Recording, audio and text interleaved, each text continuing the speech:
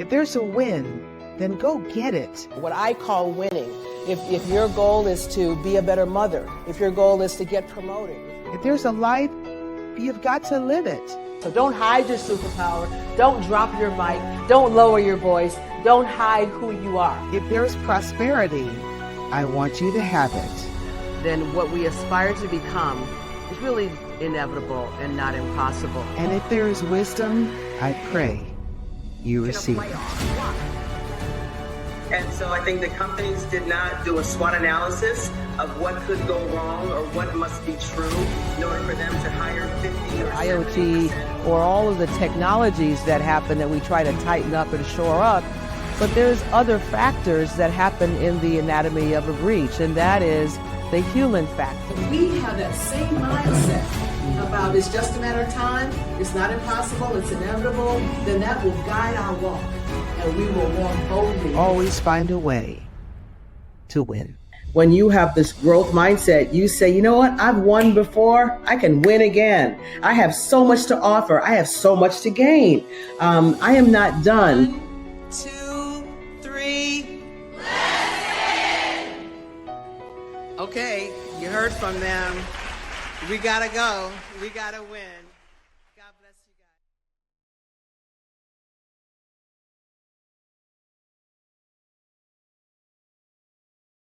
So I know people want to hear about you and get some wisdom for you. So let's dig in. This is going to go by really fast.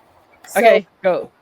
describe who you are, your background, especially technology-wise, but also where you're from and things like that. So you've actually done a pretty incredible job of describing me. I think you've covered everything. I mean, my whole purpose in life is how do you leverage technology to amplify people and to be able to have you have more time to spend with your friends and family. I'm always trying to figure out what's the next technological solution that allows you to be able to spend more time with your friends and family. So what's the story behind you founding Avatar Buddy? How did that happen? Uh, um, Oh, someone so just, thank you, Maggie. They said it's hard to hear me. It's background noise. A lot of background noise, someone else just said. Oh, so that might be your side. 'Cause I'm totally quiet here. is it? Maybe you can go on mute when I'm asking a question. Maybe that'll solve half of it. Yeah, I mean, I was having a hard time hearing you, but it wasn't because of where I'm at. It was just like you were going in and out. So, Okay. I'm going to ask my Dawn and Maggie. Thank you all. Just keep letting me know if Stephanie goes on mute, which she is right now. Is this better? Is this any better? Give me a thumbs up or a yes or no. Someone just said much better. Okay. All right. Let's see. Even though I did ask you a question, Stephanie, so you got to go off mute. But the question was, what was the story behind saying that you wanted to found this company called Avatar Buddy? so interesting enough, I was at a dinner one night and it was very loud, talk about background noise, and I misheard what one of my friends was talking about, and she's like, I thought she said, why don't you just create a digital mentor? And so I said, yeah, actually, that's a wonderful idea. Why not? And so that's where we started. That was 9 years ago. And we've been evolving the product since. And we're still all about, even though our marketing has changed, we're still all about how do we help people be the best version of themselves. And so our function-specific AI agents that we call AI buddies and our digital twins allow us to be able to do that. That's phenomenal. So a digital mentor, digital buddy. Can you define for those, there are people that are technical on this call and there are people who are not. Can you do a brief, what is AI? Start from basic, but still helpful insight about what is AI. And my next question is going to be, is AI a toy? Is it a tool? Is it a teammate or digital coworker, or is it a terminator of jobs? So that's going to be where I'm going to go next. But what is it? Okay, so you have you ever had a conversation where you're finishing the other person's sentence and the other person is finishing your sentence? And Yes. so that's a real life example of generative AI. What it is you give the AI something and it uses what you've given it, the context, to finish your thought and finish your ideas. That is a very simple way to do it. A little bit more complex is that they take billions of pieces of data and they parse it through computer system, and because the computer system is designed to work like a neural link as opposed to ones and zeros, it's able to process information the way a human would. And because it can process information the way a human would, it means that now you're able to generate responses the way a human would be able to generate responses. And because we have social media and the internet, we now have enough data to be able to really and truly train the AI so that it knows what should be the next answer. Just like how if you have a friend that you've been friends with for a long time, you kind of know what they're going to say on certain topics. Yes. Got it. Got it. So, the question about it being so many things, Bill Gates, in an article I read yesterday, said that AI and robotics, maybe the combination of those, is coming for jobs such as factory workers, construction crews, hotel cleaners, anything that requires a physical skill and time. So, and then there's the whole thing about AI agents being able to literally, answer questions, process requests, and things like that. Is AI the future, and is it going to take our job, or is it going to work with us? So, first of all, AI is a social construct. And so, as with any social construct, an introduction of a new social construct requires that we pivot and change how we are. The one that I like to use because it's my favorite period in time is the Renaissance. Once printing press came around, and you were able to um, be able to print and teach people how to read and write, the whole societal dynamics change, and we went from having monarchs and people on on plots of land to having almost everybody that wants to own land being able to own land around the world. And Mm-hmm. so when you take that and you say AI is a social construct, and you interact with it as a social construct, it means that things are going to change. Some things are going to change for the better, and some things are going to change for the worse. Just like how there are certain people that won during the Renaissance and certain people who are lost during the Renaissance. And as long as you have that social construct, then you know that it's going to change. Now, you're quoting Bill Gates, so I know he knows a little bit more about AI than when somebody says to me AI is going to take jobs. Because usually when somebody says that, my immediate next question to them is, have you used AI, Right. and how is it going to be used? Uh, yes, but everything causes you to lose jobs and change jobs. I mean, the internet changed jobs. When we had the smartphones, it changed jobs. I mean, Automation. yeah, the social media caused people change, uh, changing in jobs and so forth. I mean, in the at the turn of this century, was there an influencer? What was an influencer? Could you make money being an influencer? No, you couldn't make money being an influencer. Now you can make money being an influencer. Right. So I like to put that in that thing, and I think this is a good point for me to talk about how I perceive AI. AI is like a knife. Whoever's hand it's in determines the outcome. So if you put a knife into the hand of a chef, a lovely meal will unfold.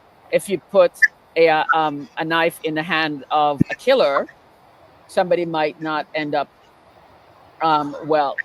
And so the same thing with AI. And so we have to be very careful that it's a powerful tool and we have to be responsible with how we use it. But we should not be saying we're not going to use AI because it's going to cause job loss and the other things that people have been complaining about.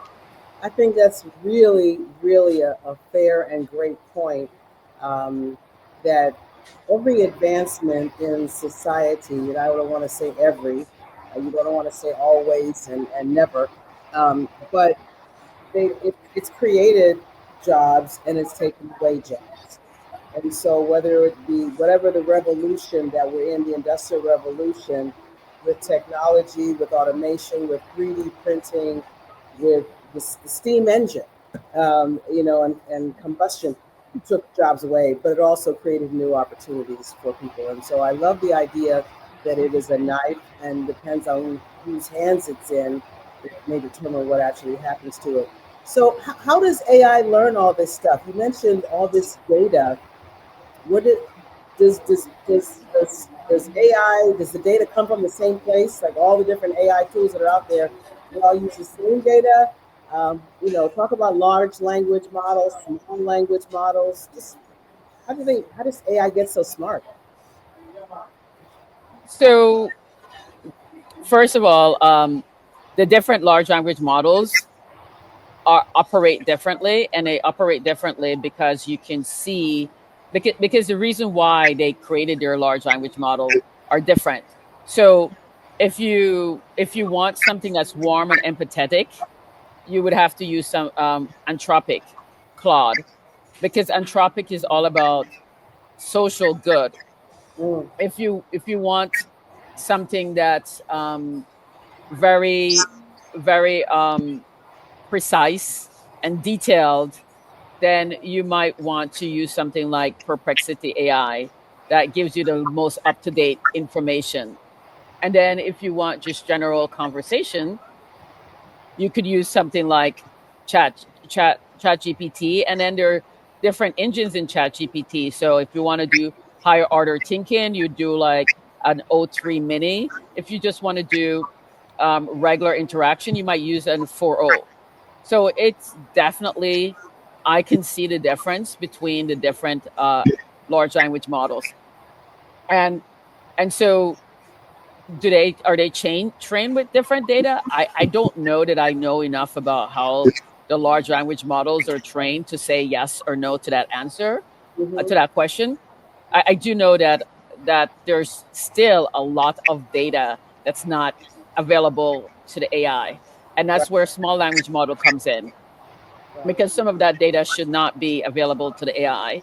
And so companies like Avatar Buddy have come up with this concept called a small language model, and a small language model allows you to get access to the same pool of data, but without having to have it commingle with with the larger internet and the larger large language model. So think about it as you have an organization, you have certain policies and procedures, you have an employee manual, you have your marketing, your sales, you have some proprietary information, and you put all of that information into the AI, and now your employees can use the AI to help them do whatever function specific job they have.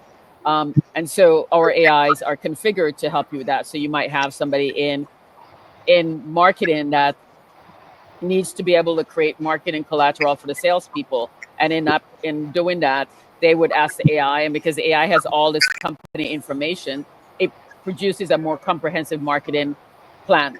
And then we can just extrapolate that for any every job role that's there in the organization. So you could use general large language model AI, and you would get all kinds of information, generic, general information that's publicly available. But then there's a small language model that might just have information about your company or part of your department. And that Yes. would be, it's almost like having a public cloud versus a private cloud.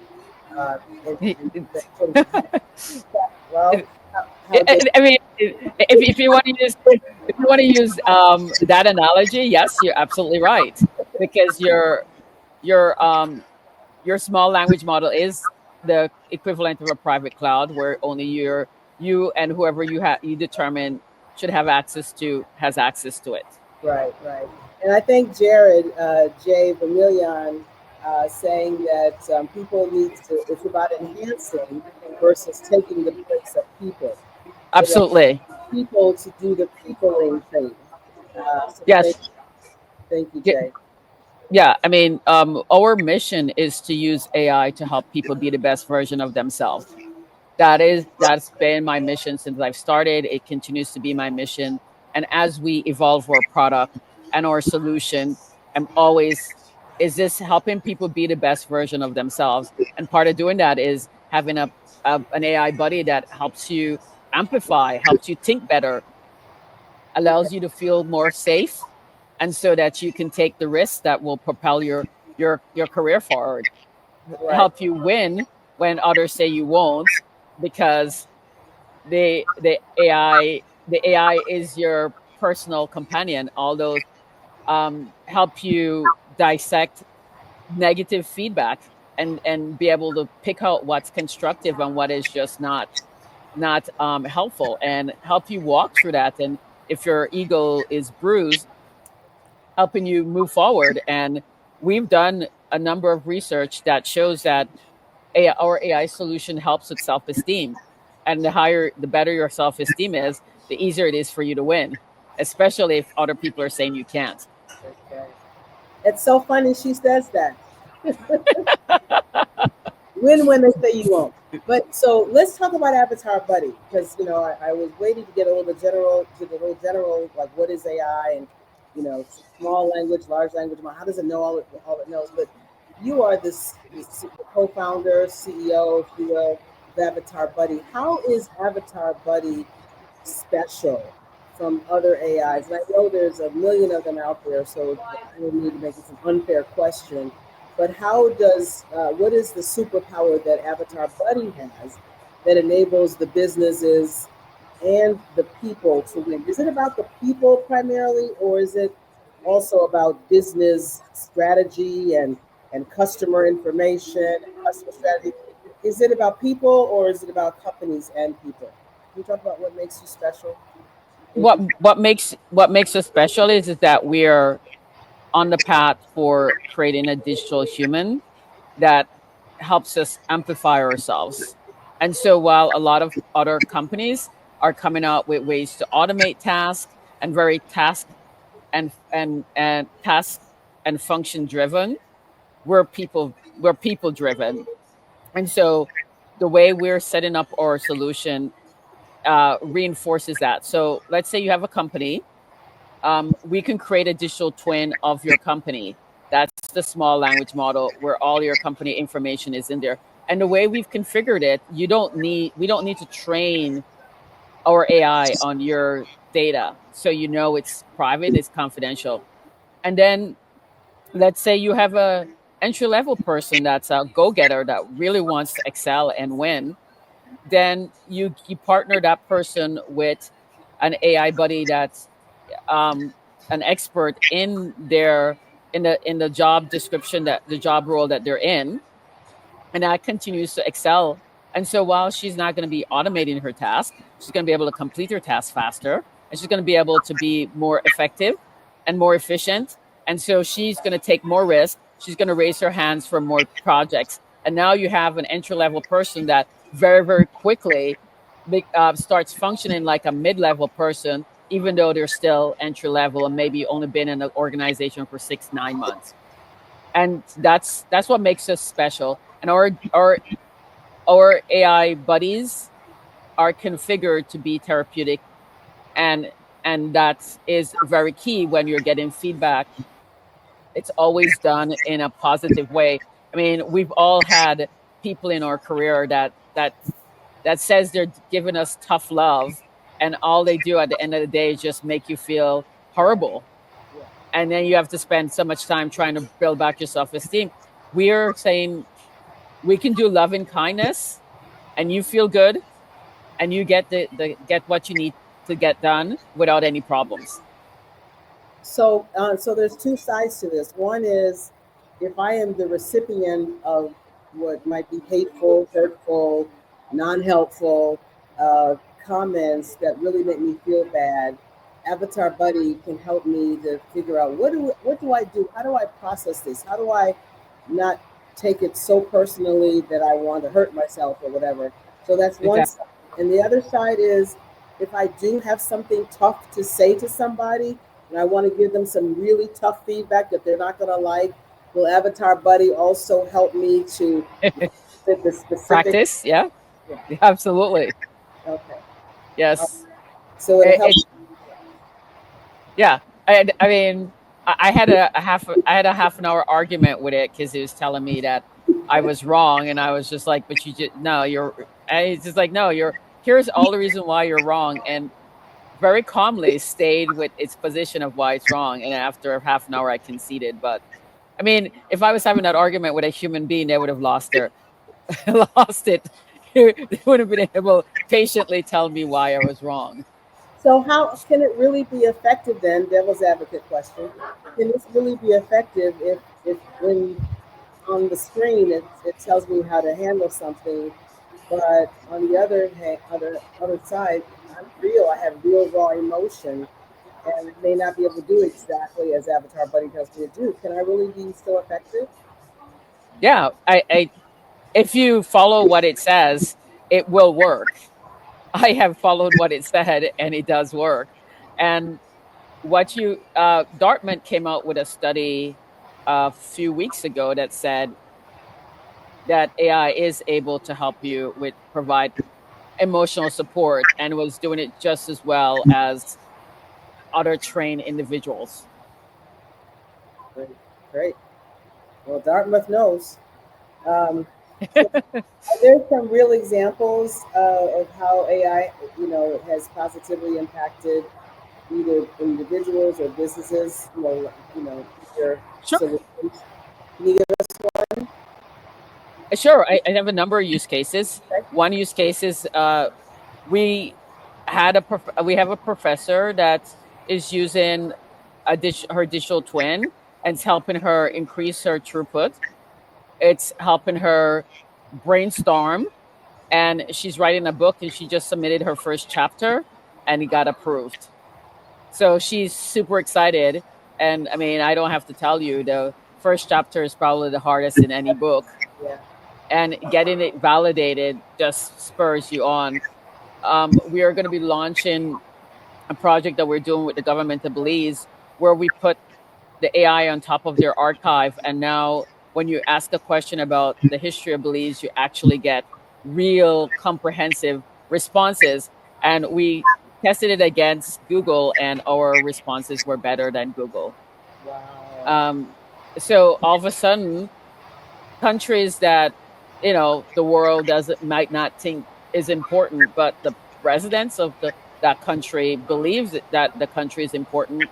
We have a rich history in Belize. I'm from Belize. I'm proud to say that I grew up in Belize, and to be able to be part of something where we're helping preserve and expand the reach of Belizean history is huge, because Google is never going to index all of the Belizean information in a way that you can have a robust response the way you can get a robust response about anything about the US. Yeah, I believe that. And so so looking at industries, is there any industry that is best suited for an avatar buddy type of solution, or is it any solution? If it's agriculture or, I mean, manufacturing, I mean, is there places avatar buddy does not belong, or does it matter? Any industry that employs people, Avatar Buddy has a space for, because it's about the people. We're helping to amplify people. It's your buddy to help you do better at your job. So if Yeah, you have a job and you employ people, then that's where we are. that's where you are. Okay, and there are people everywhere. So, for the entrepreneurs that are listening that are starting their own company or already have, we have somebody here who has started a company. So, can you talk about the biggest challenges, Stephanie, that you face in building and scaling your AI company? Oh, there's some noise in the background again. Did my noise come back? Yeah, now it's gone. It's on Then mute. then it come back. Yeah. Well, let's see if people can hear. You know, I'm it, so it, sorry. I'm sorry about that. It's just like, You're not where you want to be. I know. yeah. So Um, what issues did you have scaling your company or keeping? And you do it for 9 years, and a lot of people fail after the first year, or the second year, or third year. Here you are at 9 years. What went right? What went wrong?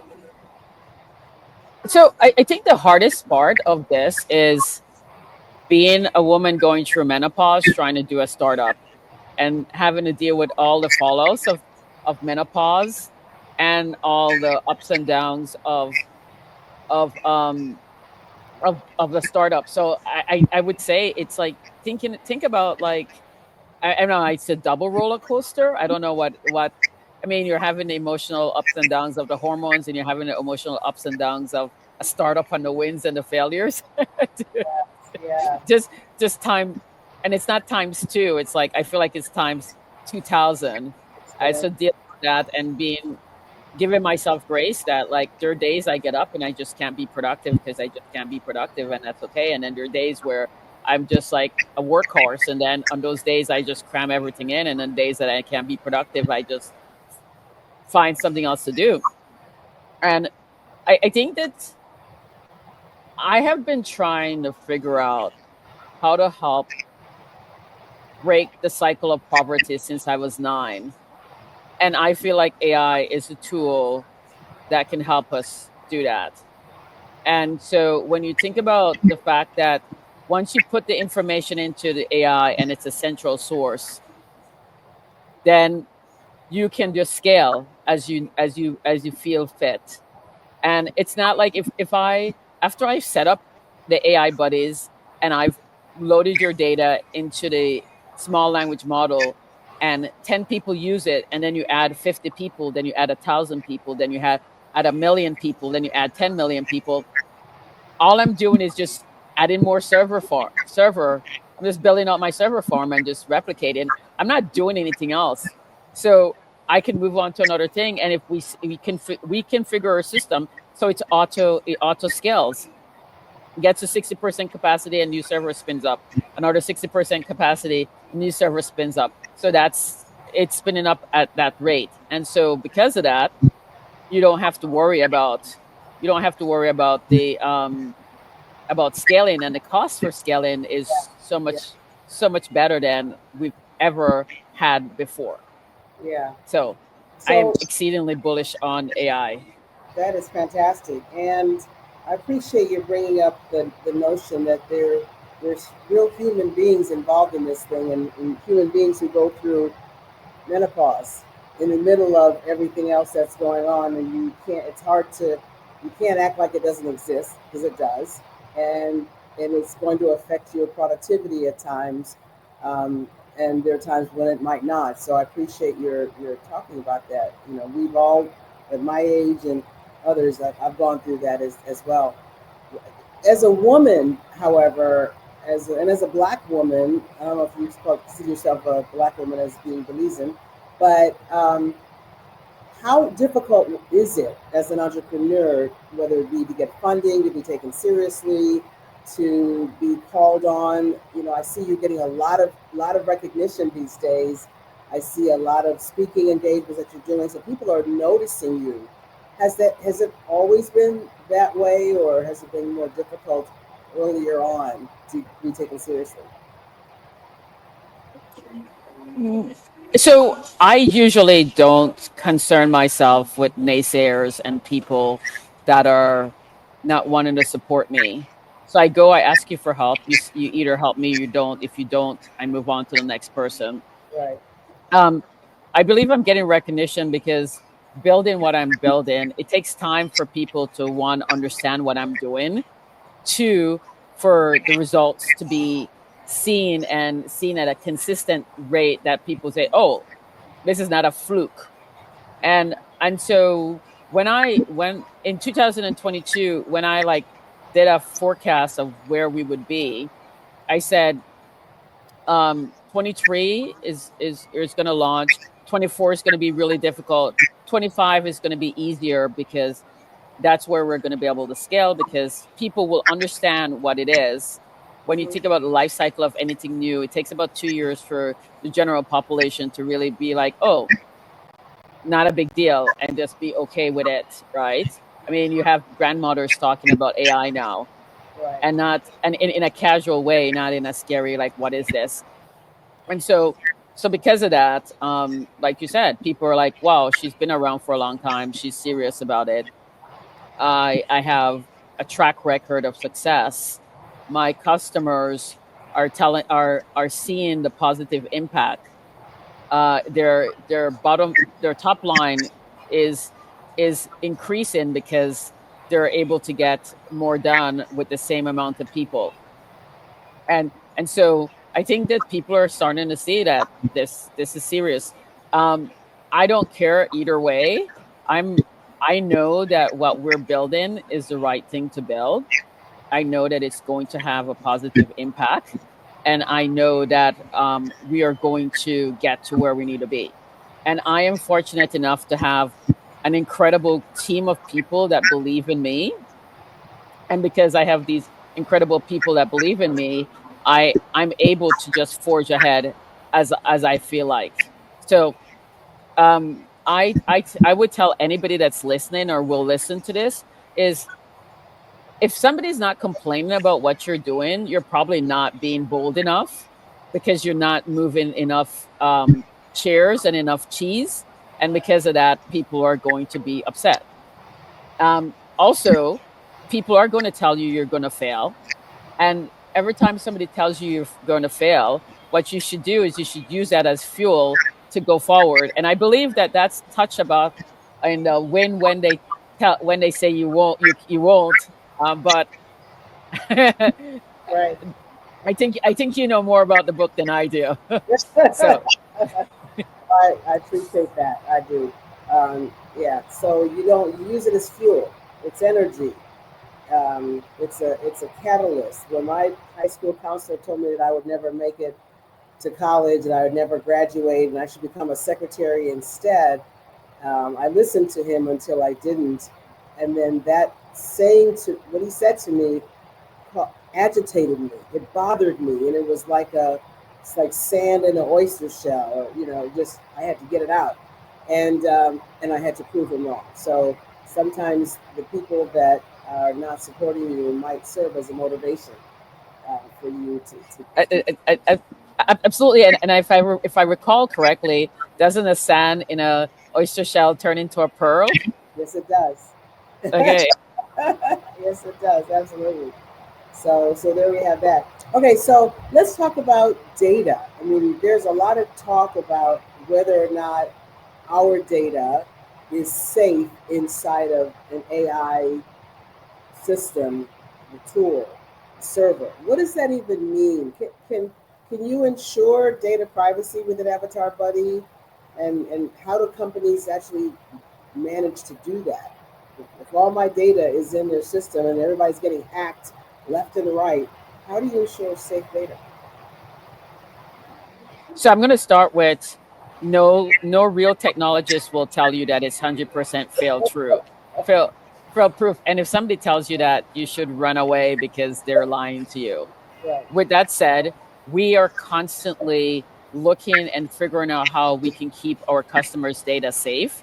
And we just upgraded the back end of our small language model to a platform that meets DoD air gap security requirements. And that's just, again, right, an example of us constantly looking at security and data privacy and confidentiality. And when you think about this, right, we started out trying to help people be the best version of themselves and working with marginalized individuals. And we know that in those environments, one lapse one security breach could totally cause their lives to go sideways in ways that we wouldn't even be able to imagine, because we have the resources to make it go away, or the resulting problems go away. And so we continue to have that at our foreground. I mean, we are all about safety, security, and making sure that people's experience is confidential and private. We had to forego a customer because they wanted to be able to have access to the user's conversation, and we said no, we cannot do that. Um, that undermines our whole business model, and so we're not going to do something like that. Right. Great. Great. So you held on to your values and integrity. So there's something called AI drift, and there's a question about whatever it was intended to do. The algorithms worked a certain way at some point, and then it gets a little looser and a little looser, and next thing you know, AI is sharing harmful information that it shouldn't have been sharing, or giving harmful instructions that it should not have been given. Can you talk about AI drift, and how do you prevent AI drift in your tool? Or how do developers prevent drift in their AI sandbox? So first, let me just respond to Maggie. No, our tools are not integrated with Canva, Midjourney. We sit on top of Perplexity AI, but that's a conversation for another day. The way we ensure that we don't have AI drift is the small language model.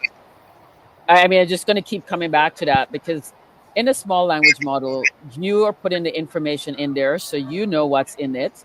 You can control it. You can audit it, and so that's how you make sure that the AI is not going to be doing or saying inappropriate things. And then secondly, um, we configure the AIs so that they are using your data, and we can configure the AI so that it only uses your data and nobody else's data. Okay. And by doing that, we reduce hallucination, and we ensure that the AI behaves the way we have behaved. Somebody tried to ethically hack us, and he spent about 20 minutes just trying to get the AI to do or say things that it's not supposed to do or say, and it held. It held. So I was really happy with that. And every summer we hire high school teenagers to test our system. And we say, make the AI say and do inappropriate things. And in addition to getting paid, we'll give you a gift certificate. I still have my gift certificate. This is summer. We're going to be starting summer 2021, 22, 23, 24, 25. This is going to be summer 5. And I still have my gift certificate. Oh, awesome. That's great. I mean, I don't know if every company that has an AI small language model, or however they're doing it, if they're actually focusing on that. But I've heard enough errors and mistakes made in the industry, healthcare companies, other companies.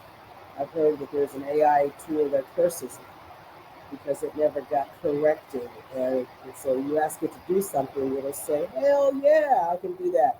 And it's just so there's so many things going on with AI, and the people who are not focusing on responsible AI. It's great to hear that that's not you. You guys are very focused on responsible AI. So, what advice would you give to any businesses that are out there that might be hesitant um, to adopt AI technology due to fear of disruption, fear of too much complexity, uh, or what? How should they think differently to embrace and approach AI? Well, whether you like it or not, AI is here. Whether you like it or not, your competitors are using AI. There's move that over. The question is no longer should you use AI or shouldn't use AI. The question is now how should I use AI? And when you say how should I use AI, then the first question is what's my data governance? What's the maturity of my data? Because if I don't have mature data and I don't have a proper data governance process, then I can't really maximize AI because AI needs the data to build on. And if you don't have good data governance, what ends up happening is garbage gets put into the AI, and it's still, even though it's a social construct, it's still, if you give it garbage, it's just going to produce garbage back for you. And then secondly, what I would say to what I would say for the for the systems in terms of um, once you get your data in order, then your AI configuring your AI agents. And again, if you don't know how to configure AI agents, then I would say to you that you should hire companies like Avatar Buddy to help configure it for you, because that's the most powerful part of the AI, because it tells the AI how to behave. And so you go back to my knife analogy, right? If you give somebody a knife and then you tell them to make a meal, Yeah. one result happens, you give them the knife and say, go chop up somebody, something else will happen. And that's what the AI will do. It does not have the wherewithal yet to say, oh, that is not a good instruction. And there are guardrails in there, but you can end wrong some of these guardrails if you're smart enough.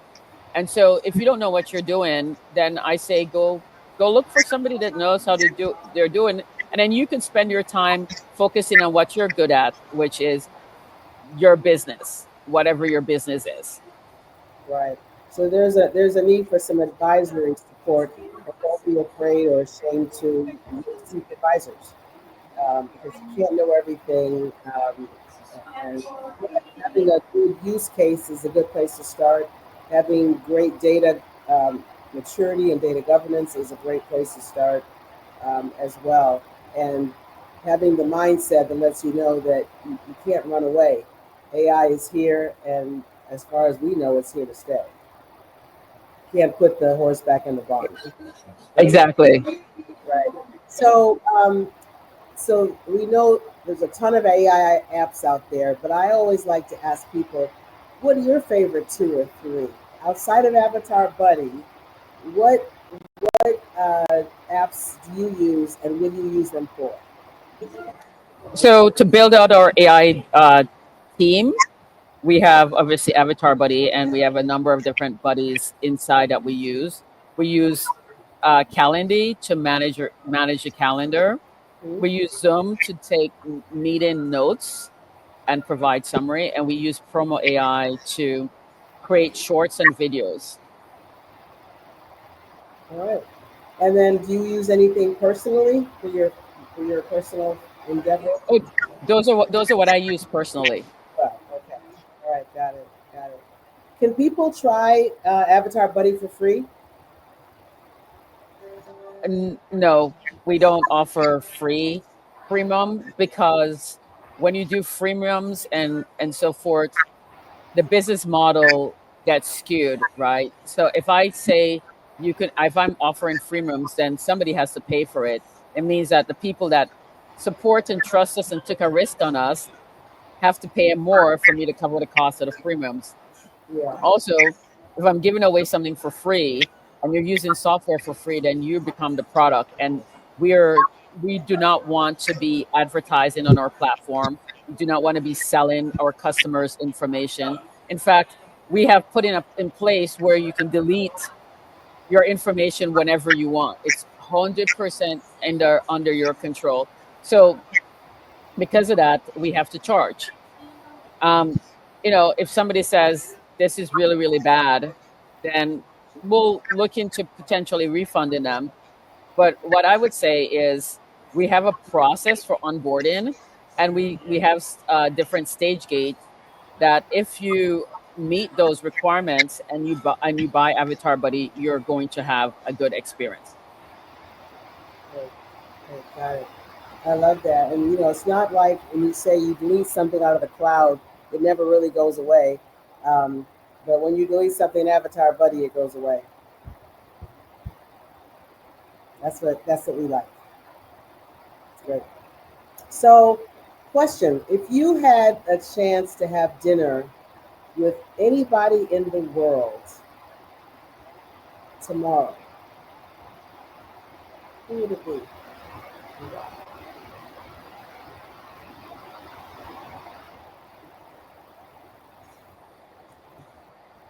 Huh. That's an interesting question. I had Usually, they usually say dead or alive, and then I have the person I would want to have dinner with has Let's say already passed dead. away. Let's say But dead. it alive. I think I'd want to have dinner with Angela Merkel. Oh, So she she grew up in Eastern Germany. yeah. Um, she didn't acquiesce to doing a makeover so that she could be more polished looking. Um, she didn't apologize for being intelligent, and she went toe to toe with everybody that tried to run in her way. And so I think that would be like an incredible person to have dinner with. The second person, now that my brain has kicked in, I'm sorry, like I just I went into menopause fog for a minute. For the last 10 minutes, I've been fighting trying to get out of this menopause fog, and it Okay. just lifted. So Okay. Good. um, the the woman, the prime minister of Barbados, who is also and I'm blanking on her name right now, but is a fierce defender of principles, because the moment we stop living our principles and our values, Oh my God. Yes. that's when we start going sideways. And that's when we become bad leaders and terrible mentors. So I would also want to Got be it. able to have dinner with her. I think I'd have dinner with both of them at the same time. I think that would be fiery. When you and so Miss Merkel, because of her authenticity and realness and unapologetic strength, and Barbados Prime Minister due to the focus on values and integrity. And that's good, fabulous. I had one person who actually said to me that they would want to have dinner with Jesus, um, because of all he went through, all he stood for, enemies at the gates, you name it, he had issues. People who followed him but were lazy, they fell asleep on him all the time. All these issues. And how did he do it? How did he, as being 100% human as well, how did he get that? Thank you, Maggie. Prime Minister Motley, Mia Motley is who. You see, this is one of the things, right? I live my truth, and so I tell people when I don't know something, I'm like my brain's kind of like fogging on me, so Right, help me out. And that's one of the things about, I would say, to anybody that's looking to be a leader and wanting to win, is as you're trying to win, you have to be real and authentic. And so I could have like pretended that I wasn't struggling remembering what the prime minister's name was, and then I would have um, taken away the chance for other people to learn. But because I admitted it, somebody else came to my rescue and put the name in, and so we can continue the conversation. And now people can follow and learn more about like why this woman is a force to be right. reckoned with. Yeah. And that's a great point. And by ourselves, we know a little, but together we know everything. And I appreciate that. I've got one last question. Um, and if anybody has a question, please let us know. I don't think I see any more. Um, and that is, when are you going to write your book?